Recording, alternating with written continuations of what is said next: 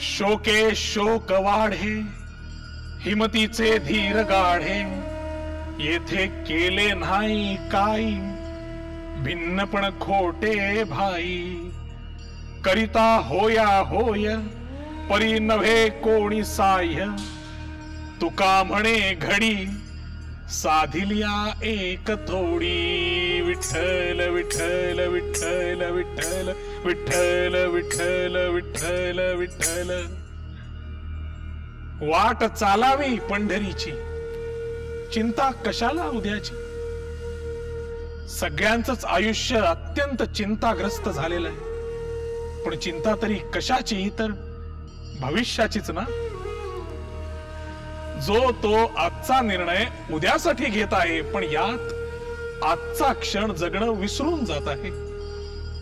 खरंच आताचा क्षण जगायला हवा, होय ना.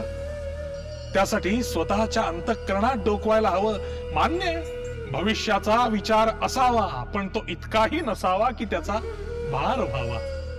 कारण भविष्याचा कितीही विचार केला तरी उद्या कोणी बघितलाय, त्याची केवळ कल्पना करू शकतो.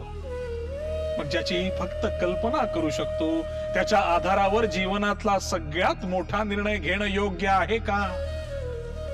जे आपल्या हातातच नाही त्याची चिंता करणं योग्य आहे का? असा निर्णय घेण्याचा आणखी एखादा मार्ग असू शकतो का? होय, असू शकतो. शांततेचा मार्ग, निस्वार्थ भावनेचा मार्ग. आताचा क्षण जगून निश्चिंत राहण्याचा मार्ग. विठ्ठल विठ्ठल विठ्ठल विठ्ठल.